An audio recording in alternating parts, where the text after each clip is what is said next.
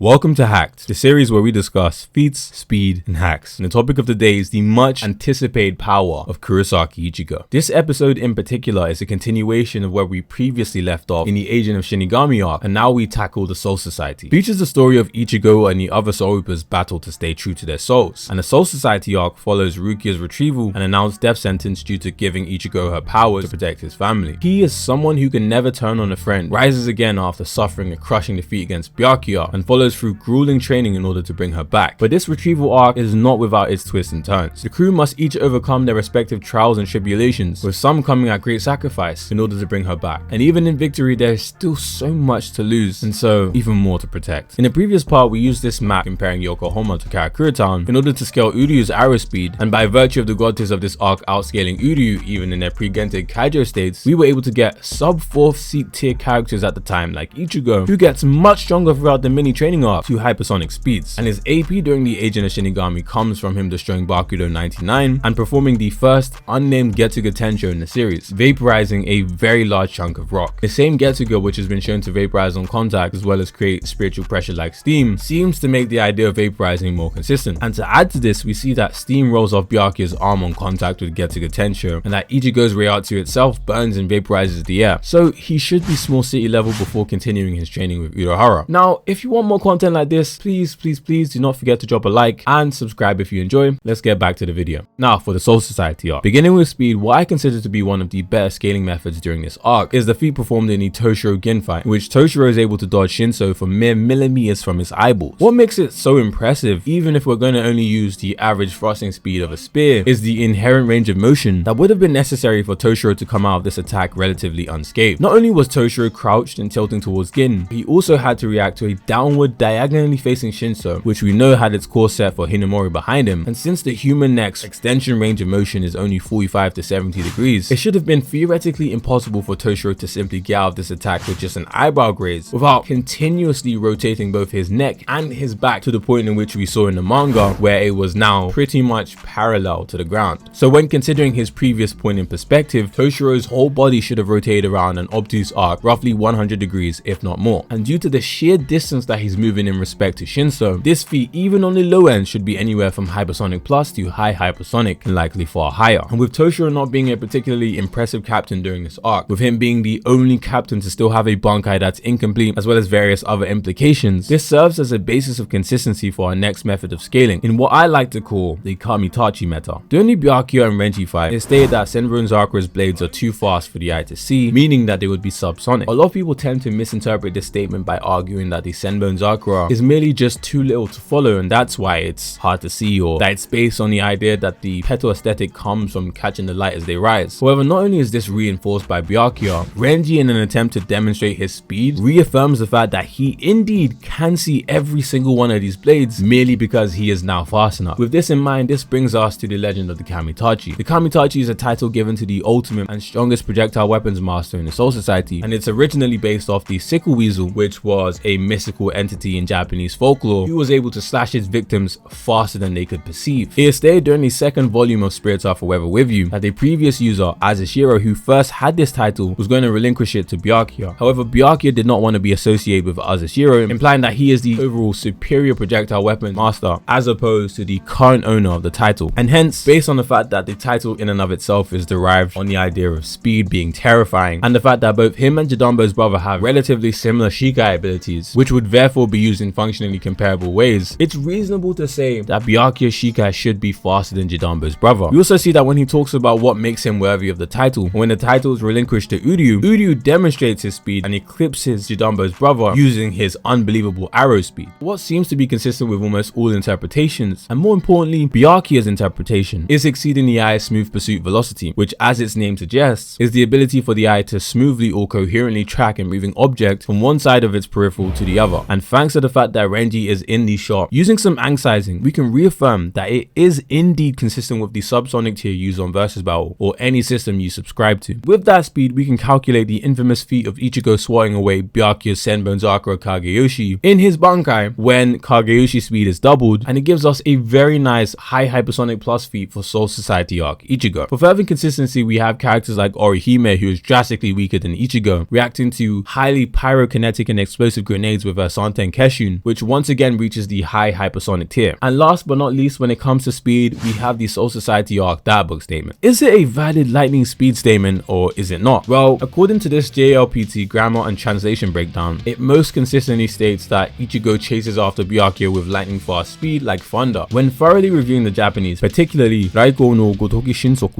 it doesn't just liken Ichigo to lightning but likens his extreme speed to lightning. The fact that it refers to Ichigo in general during Bankai and has already applied an adjective to Ichigo's speed beforehand seems to suggest that the purpose of the accompanying description implies a more hyper-literal analogy. To build on this, we can finally go over Ichigo's Bankai multiplier, and I'll quickly show you how it relates. The Bankai is described as an ability that allows the Zanpakuto to multiply its combat abilities by 5 to 10 times. In the case of Ichigo, not only is it stated in the manga by Byakuya, but Grimmjow and Urahara also reaffirm that it is indeed a linear speed multiplier, meaning a multiplier which only goes into the category of speed. With all Bankai users being able to subdue their Zanpakuto spirits and withstand their Bankais, Ichigo would be able to combat a potentially 10 times faster Zanpakuto and uptake its power. It's also shown that a nameless Fullbring Ichigo, who would inherently be weaker given that all power dwells in names in Bleach, and with no experience with his new power that is supposed to be derived from his Bankai, is able to multiply his speed by numerous times, making this extremely consistent. Logically, this would mean that a pre-Bankai base Ichigo who scales above Orihime as the strongest member of his group at the time, when having his base multiplied by 5 to 10 times, should be able to move at anywhere from Mark 188 to 376, which is, would you have guessed it, the lower end of lightning speed, once again reaffirming the validity of the dialogue statement.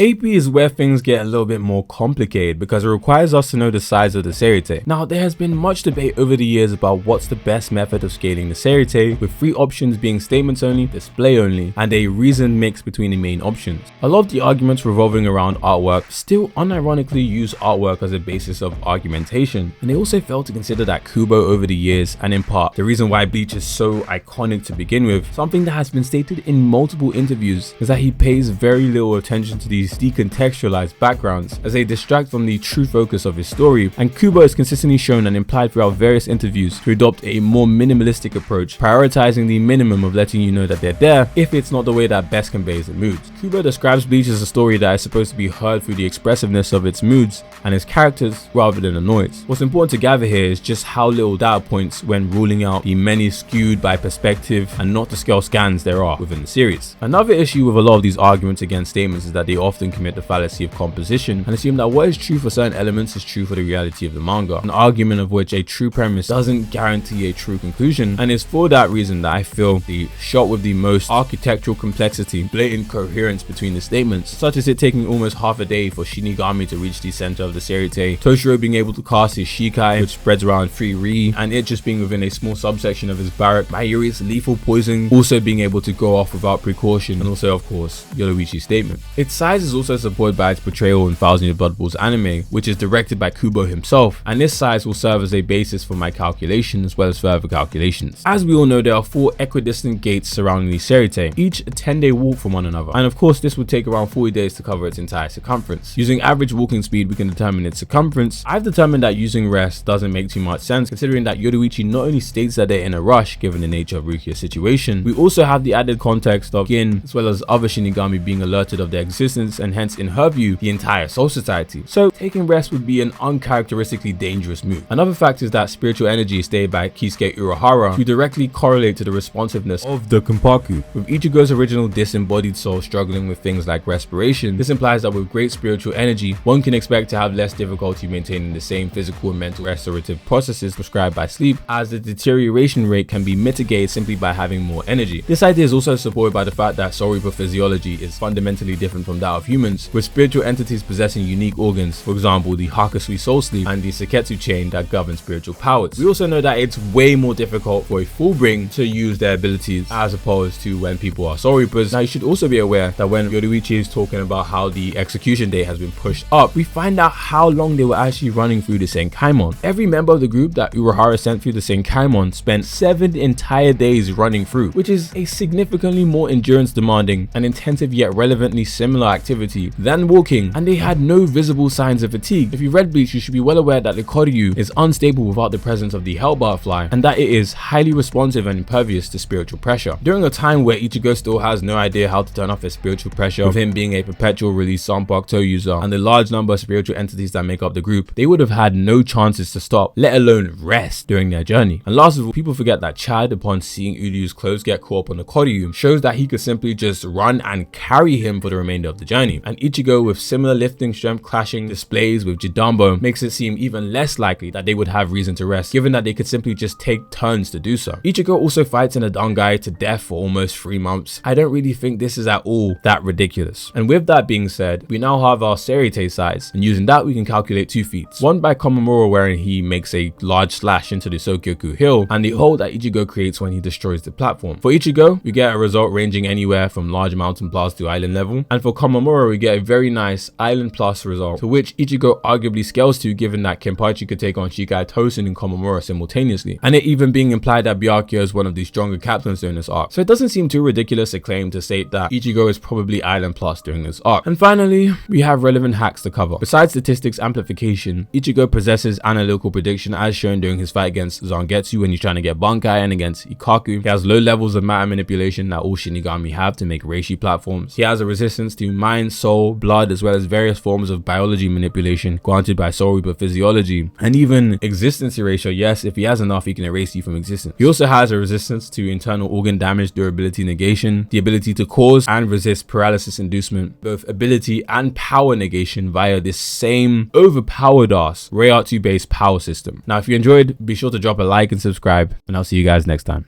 Peace.